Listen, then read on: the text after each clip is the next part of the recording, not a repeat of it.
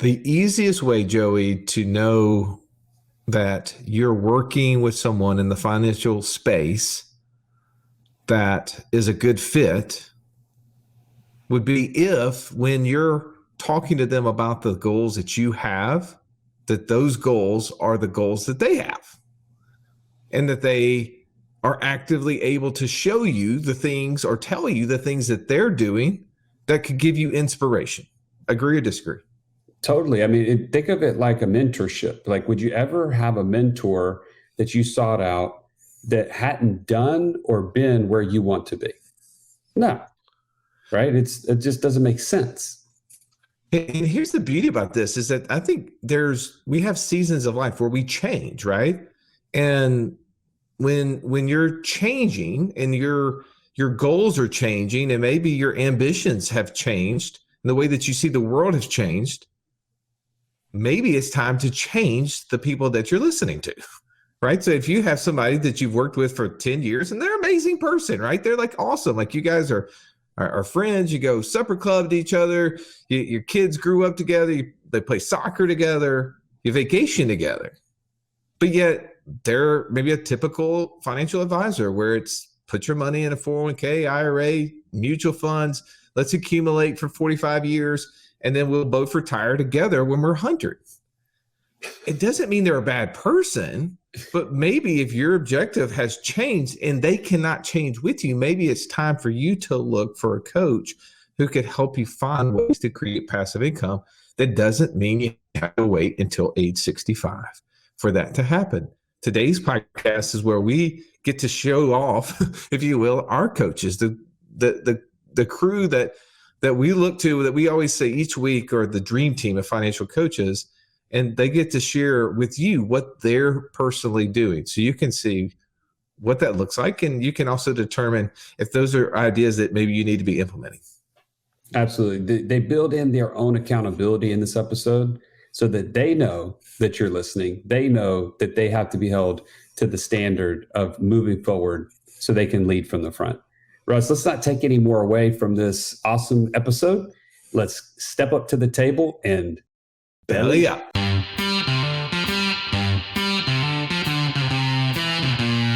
Welcome to the Wealth Without Wall Street podcast, your guide to understanding how to get out of the Wall Street rat race and start your own mailbox money lifestyle. Now, don't let these handsome Southern draws fool you. These financial minds are teaching our country to enhance savings, increase cash flow, and create passive income, all without the help of Wall Street. Are you ready to break through? Now here are your hosts, Russ Morgan and Joey Murray. Welcome into the Financial Freedom Roundtable, where each week we break down complex financial topics so that you can more easily understand them and, more importantly, take action on your path to becoming financially free. If this is your first time joining us, welcome. Grateful to have you in the room. I'm Russ Morgan. They call me the idea guy, mostly because lack of father guy just didn't sound so cool to me. But enough about me for a moment. Let me introduce you to my partner, my co-host. He's the Italian Stallion. He's got the license plate cover to prove it, Mr. Joey Murray. Stallion, good afternoon. Good afternoon, Russ. It's a beautiful day. It's a beautiful day to ask coaches, how are they making progress in their own financial freedom journey? Because, by the way, who do you want to take advice from? Who do you want to have leading the path to your financial freedom? Is it somebody that is not actively pursuing the same thing? I don't want to take advice like that. So I love this time. Well, we have a phrase around our world here, around our neighborhood, if you will, since you kind of gave us that Mr. Rogers reference at the beginning there, that financial advice is garbage and it should be treated as such. So I don't expect you to take advice from these coaches. I expect you to listen, observe, find if their scenario fits close to yours, and use that to go deeper into helping yourself become financially free, right? Because we can't do it for you, but we can show you how. And that's what these coaches are great at, because that's what a coach is for, right, Joey? A coach is someone who helps you get more out of yourself than you thought was possible. We had the pleasure of spending some time with one of our mentors. He's got an amazing podcast, The Business School, Sharon Srivatsa. And one of his latest podcasts, he talked about how even him, someone who had exited some major companies, had sold 5 different companies to public entities over the last 20 years, and had created and accumulated a lot of wealth. Even he thought the path to financial freedom was accumulating wealth, and had not learned the ways to create passive income until he was exposed to some of the ideas that us and these coaches are going to be sharing today. So I hope that you'll understand that these coaches are not only great at helping you understand how to do things, but it's because, like you said, Joey, they're doing it themselves. So let me introduce you to them. To my left, I got the financial Sherlock Holmes of our day. No problem too difficult to solve. If I'd only known him earlier, I'd be so much richer. Said everybody, Mr. Downtown Ernie Brown. Nice to see you, Ern. Nice to be seen, Russ. Happy New Year. You've been up to a lot over the last quarter. I'm excited to hear about it. Is there some things in today's conversation that you're going to share that maybe I hadn't heard before, or have you told me about these things? I don't know. I don't know if I told you about these things, but I do have something I'm very excited about. And I do have something that I'm either really excited about or really, really not excited about. Good. Hey, could if you could just be more vague? I'm sure people are just really concerned. You're so specific. It's a long program, Joey. Okay, good. Well, we'll move over. We got the king of Beham, man, Mr. Real Estate himself. He's agnostic to his type as long as it produces cash flow. The multi-talented Jamie O'Brien. Good to see you, Jamie. Happy to be here, Russ. Just enjoying another day in paradise, my friend. You do some real estate deals in the last quarter. You going to talk about a little bit today? Man, I'm going to give you 2 guesses on if my passive income strategy has anything to do with real estate, and the first one doesn't count. So, all right. Well, I'm gonna come back to that. I mean, I have to leave the doctor for last, right? I mean, here comes the intellect, the DFM, the Doctor of Financial Medicine. He's got a precision-like approach to cash flow. He can diagnose your problems just by looking at your financial statement. Mr. Automated Budget himself, Eric Hudson. Great to have you on, Eric. Man, happy New Year. So great to be here. Love it. All right, Eric, let's start off with you, man. This is your first time, I think, with us going through this quarterly update, is it not? It is, yeah, for sure. So you get a chance to kind of talk a little bit about things that you've accomplished, even not necessarily just in the last quarter, right? So for those who have not had a chance to talk with you, pick your brain. How have you been pursuing financial freedom yourself? Yeah, thanks for asking, Russ, and thanks for being a part of my journey. My pursuit of financial freedom really picked up once I got fully on board with IBC and allowed $1 to do multiple things. And so I've done a number of syndications. I'm on my 3rd ATM. I use it as a tax strategy.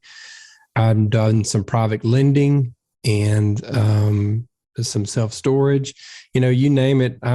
You say that Jamie's agnostic to passive income. I clearly am. I diversify pretty heavily in that area. So I'm probably about, if I'm honest, about 50 to 60% of where I want to be.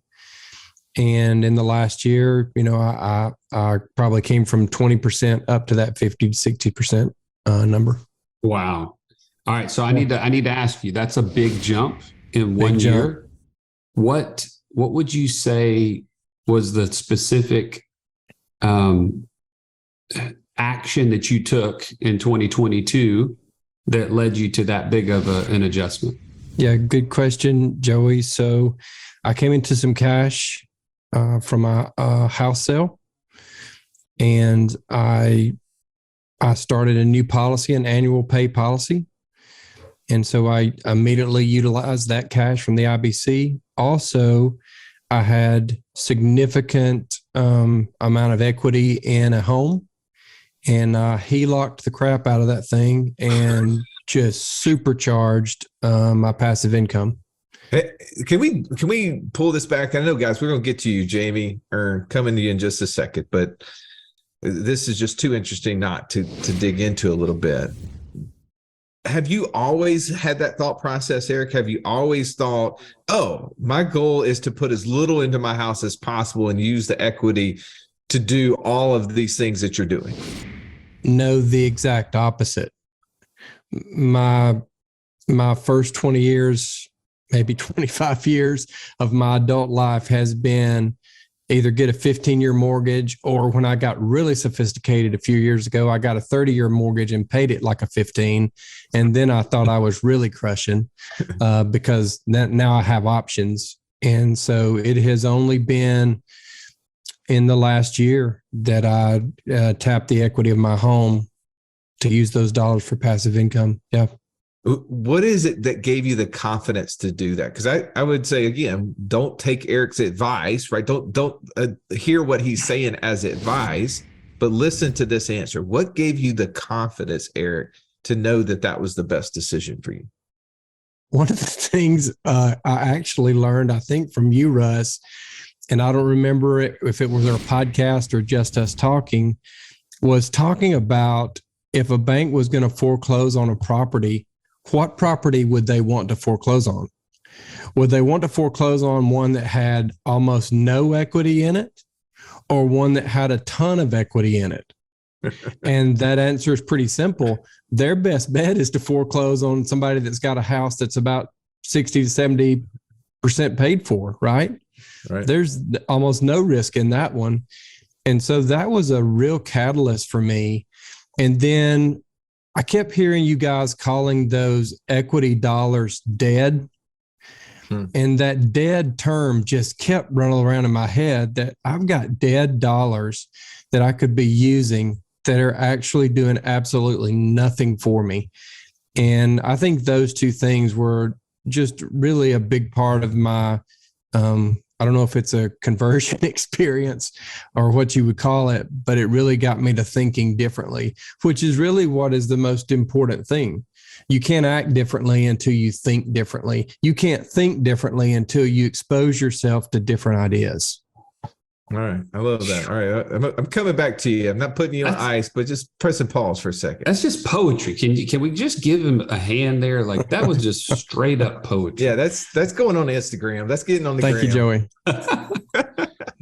All right, coming over to you, Jamie. You mentioned that your strategy may or may not include real estate to become financially free.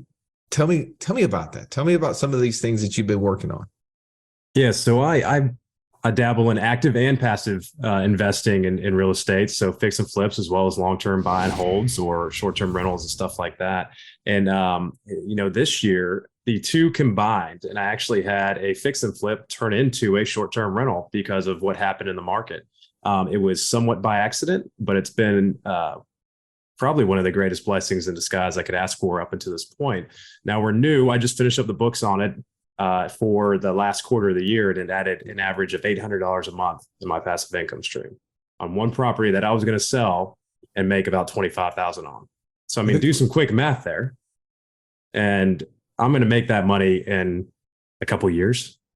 So give me just for those who maybe not even stepped foot into the real estate game, Sure. a house, this specific home, let's just pretend you would and put it on the long-term rental market. After paying everything, what would it have net? Where you said the short-term deal is $800 a month. What would it have net on a long-term? I would have been lucky to break even. Wow. Oh, wow. Pretty close. Yeah. I mean, maybe $100 a month net. And if we're getting all into the crazy equation of putting aside reserves and everything else, I'll just tell you, I mean, the mortgage on it is right about $900. You add in insurance and everything else, and long-term rent in that area is probably $1,000, $1,100 for that house. Ooh, wow. What are some of the biggest lessons that you've learned since going into the short-term rental world? Because it was that your first property that you done the short-term rental stuff on? That was the first property.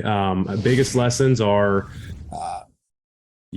tenant proof. I kind of had already done a tenant proof rehab on it just based on really the price point. And I love LVP. I think it's a great material. So that I do that in my flips anyways. And that just helps with tenant proofing houses, but really making the functionality of a house important, as well as it doesn't have to be anything crazy. I mean, this house isn't anything special. I don't mean to downplay it at all, but it's nicer than a lot of stuff around it. And that, I think, really has been driving it, and just trying to portray a comfortable place for people to come for the weekend or a week. I've had one stay up to 3 weeks that feels like home, and really just try and make it as comfortable as possible with the amenities you would want if you were going somewhere, if you're going to your house. And, aside from that, on just the guest side of it, is just be really good about communication. And if something goes wrong, take care of it. Take care of the guest. And Right. and it's been that simple. And luck on wood, we just got our super host status and cruising into Q1 of 2023 with that. So, Oh, that's awesome. yeah. Okay, so up to this point, you mentioned real estate being some active like fix and flips, and then long-term buy and hold as your strategy to get to financial freedom. Having this kind of unexpected switch over to short-term rental, does that change anything going forward for you? Or is it kind of like, yeah, I'm going to still stay the course on this other one? Well, so my idea was always to do the active side to build extra capital for the passive side. That's always been the strategy. The difference was that I had a W-2 full-time job and went full-time in real estate this year. So there's a little bit of that active income that's going to have to, feed the family and everything else. However, the short-term rental, in my opinion, is still a long-term hold. It's still a property that I own, that I'm making cash flow off of, that I could choose to sell at some point in the future, if I wanted to. So I think I'll always stay in the active income side of real estate, because for me, it's just fun. But I'm definitely focusing more over the last year or two on trying to put dollars to work in more passive income streams, such as short-term rentals, or started getting into some small apartment complexes with partners, scalability, if you will. I think you guys talk about that a lot, is how do you make those dollars go further faster? I want to come back to you in a second and kind of dig a little bit into because you have so much depth in the real estate space. I would love to hear kind of what your personal outlook is on 2023 and in that space. So I'm gonna come back to you. Remind me if I forget, but Ern. He will forget, by the way, Jimmy. Just Perfect. I'll bring you back. I'll bring you back in. Hold on one second. Hey, Siri, please remind me to ask Jamie about the real estate market in 2023 in about 5 minutes. That is my strategy. For those who need a hack, if you forget things, set alarms on your phone with Siri. It's amazing. That's so crazy because you have an Android, Russ. So good. Kidding. All right. Speaking of not the blue text, but the green text, let's get over to Ern here. Ern, tell me a little bit about what happened in the fourth quarter for you as relates to passive income. Sure. Well, do you want the good or the potential bad first? Man, let's get the bad. I like the bad. Bad's fun to me. Well, it's potential. Okay. And I actually don't think it's going to be bad, but if it's bad, it's bad. Okay. I got a call from my property management company. No, actually, I got an email, to be honest. And they said, hey, we need to get on a call. That's not a good sign. And they told me that one of the tenants in my triplex was complaining that there was some water coming into their unit. And I thought, uh-oh. So what does that mean? And they had already sent out a crew to look at that. And they sent me some pictures and said, we need to do a foundation repair. And here's the quote. It's going to be $10,000. Oh, I'm like, oh, I cannot not wait to tell Caroline about this. There goes 2020, 21, 22's rental income. That would have been all of 22 and for that. And so like, gosh. So I asked, well, have we gotten any other quotes? Are we sure? Sent a message to a friend who had worked in waterproofing and asked, hey, is this reasonable? He said, yeah, this is how I would do it.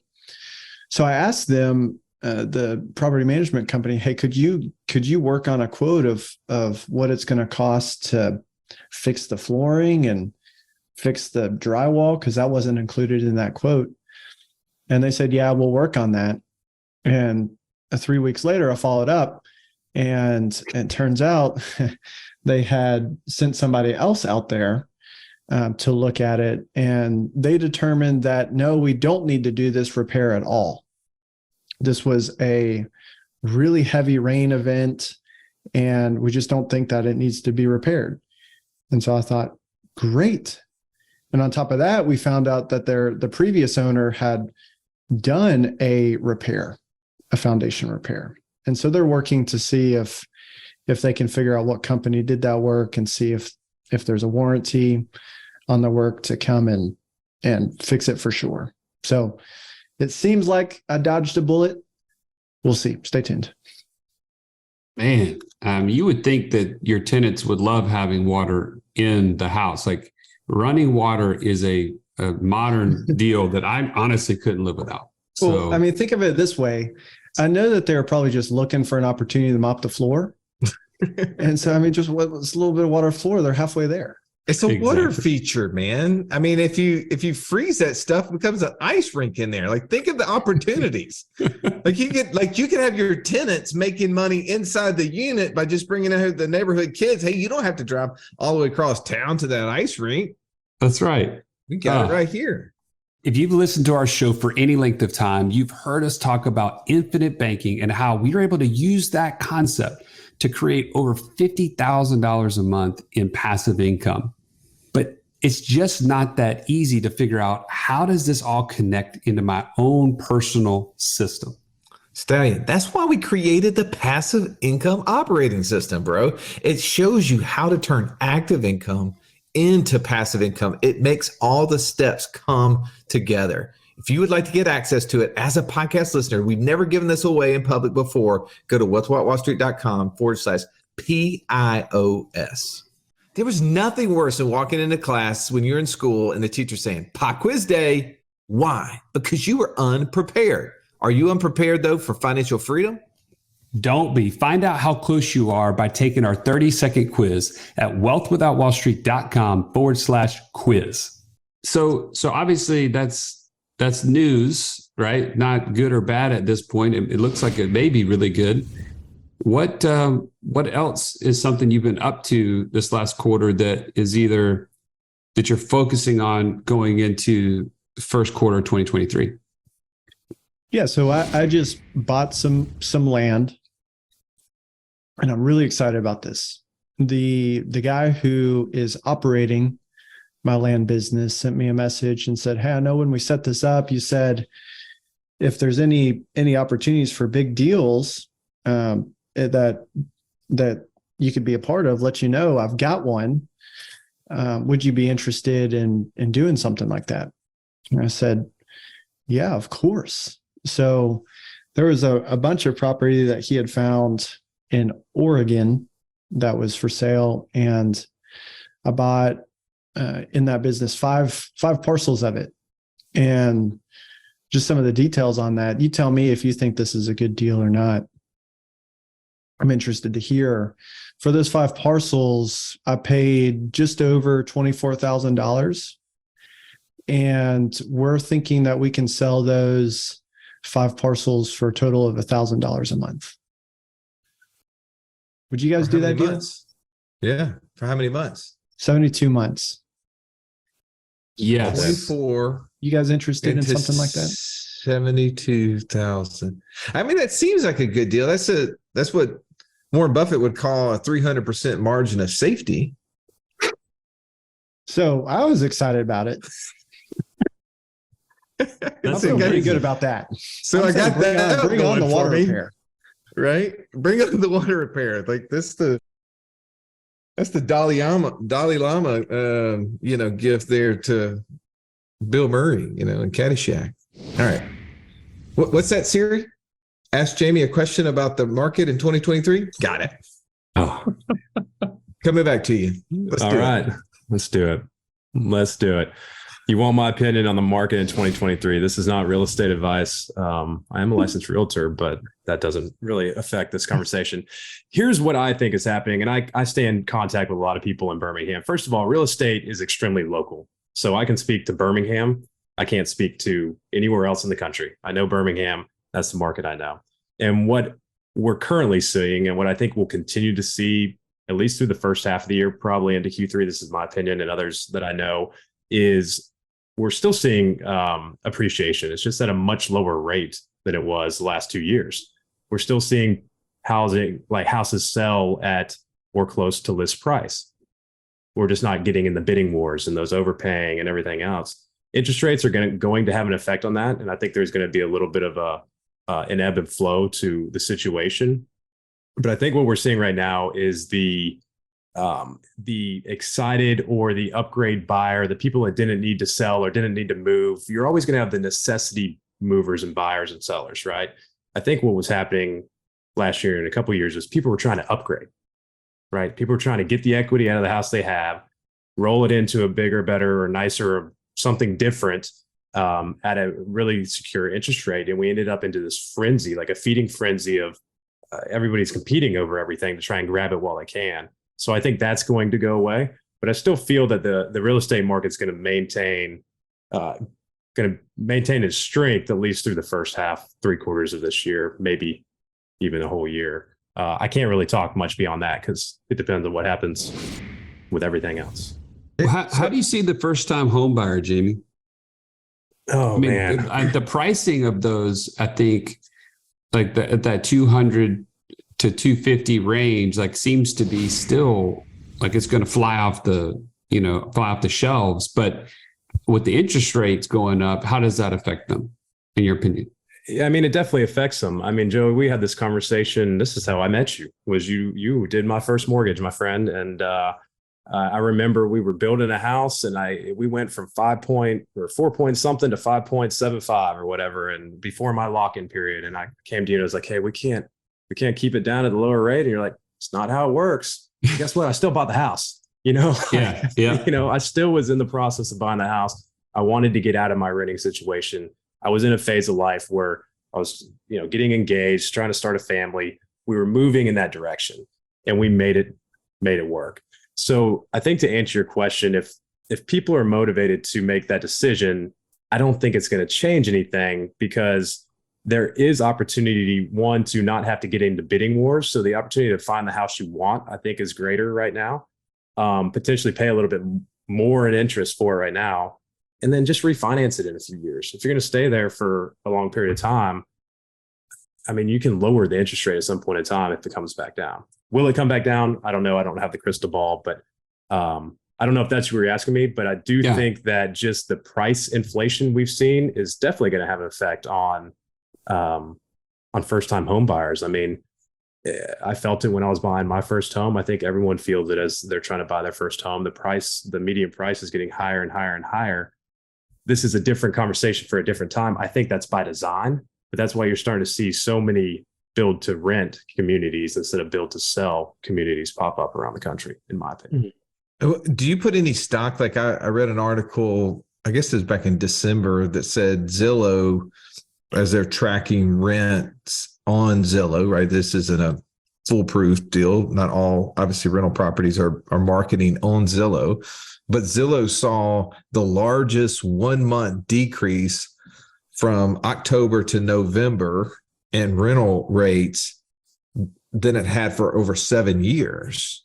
Do you think that is something that is happening out there? Do you think that's an anomaly? What's your take on that? Are you seeing that with the rental properties you have, the ones, I know you're in constant conversation with other investors out there who have rental properties. Are they increasing rents right now? Are they staying the same? What are they seeing as they're hitting renewal periods with renters? So I'll tell you what I did over the last year was was able to increase all of my properties by $100 to $150, which was as much as 10% of an increase for rent. I think that's been happening for a little while, especially last year. We really saw rents increase. I have not seen the decrease in Birmingham, but I think it comes back to the supply and demand conversation. Anytime there's an oversupply and a lack of demand, you're going to have a price decrease. And so there are areas of Birmingham that I'd like to invest in that I have slowed down looking for properties in that area because I feel like they are getting oversaturated with rentals. If you just go and look on Zillow or Realtor or whatever, and how many for rent properties there are. So I like to put a property for rent and get it filled as soon as possible. Because if you don't, that's you're leaking cash flow. So that's a very vague answer to your question. I'm surprised that it's gone down. In fact, I would expect it to potentially continue to go up as less and less people are trying to move into a buyer's market potentially right now. Yeah. Well, the little article, and I posted it for everybody who's listening live or watching live here in there. What I read through there was that they were saying people who were doubling up, like having more roommates instead of having single properties, people moving back in with family, creating somewhat of a shortage in the demand for those. I don't know if that'll hold true. It'd be interesting. So really quickly, before we go back to Eric, what are you excited about personally in the real estate world? I know you said that you're going to probably stay a lot more active. Are you looking for more properties that you can do short-term rental on now for 2023, or what's your thoughts? Yeah, so funny you asked that question. So when I started my short-term rental, my brother-in-law, I'm going to keep it short, I promise. He travels a lot for work, single guy, lives by himself. He's like, you know what, let's start throwing my property up on Airbnb. I'll rent it out during the weekends. He just got booked for the whole month of January. He's going to have to be a nomad for all of January, right? So he's coming to me and he's like, I want to do another one of these things. So we're actually looking at potentially combining funds and moving into an asset that typically has a little more cash flow. So maybe a cabin or a beach condo or something like that, kind of one of the vacation markets. I need to do a little more research on it to really figure out where we're going to go. But absolutely, I'm looking for short-term rentals. And then I'm probably going to keep looking at small multifamily where I can partner with other people and kind of have that scalability of units. I don't think I'll ever stop doing single family, but that's what I'm looking at right now. Real excited for if anybody wants an industrial building in Pelham, hit me up. Got one for sale. So nice. Well, Stallion, if you need a single family home at a vacation spot, Jamie, Stallion has always got one ready on text to shoot you, as he was shooting me one just this morning. What do you think about this property, Russ? Yeah. All right. Hey, talk to me. I'm all about it. Coming back to you, Eric. Let's talk a little bit about some of the projects that you're working on, things that you're excited about as we move into the first quarter of 2023. Yeah, I'll dial back on the excitement, and I'm going to give you the good, the bad, and the hopeful. So ending up the quarter, actually the very last few days of December, I did something that I thought was really cool. Now, I don't give tax advice, but for me, there was an opportunity for me to make an investment into a syndication that offers bonus depreciation. My mother happened to have cash just sitting in a savings account, earning absolutely nothing on the sidelines. So I worked out a deal with her where I borrowed a significant amount of money from her, paid her a good interest rate, significantly more than she was earning, used those dollars to buy into that tax advantaged investment. And now she and I both will share the cash flow over the next 7 years, and it's $0 of mine, but I got the tax benefit. Just a huge win. A situation where I love the situation where everybody in the equation wins except the IRS. So those are my favorite kind of situations.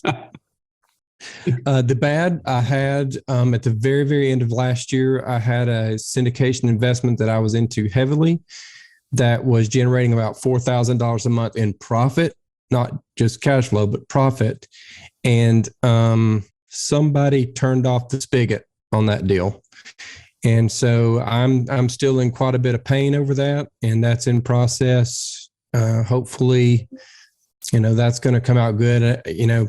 I know knowing Russ or Joey, the next question will be, what have you learned from that? Probably I was overweighted in that area. And for me, because I like to be diversified in my passive income. And so that maybe is the only thing I've learned, because I still actually trust the operator. I think they've done a really good job at trying to work through this. So hopefully that'll turn out to be a good thing.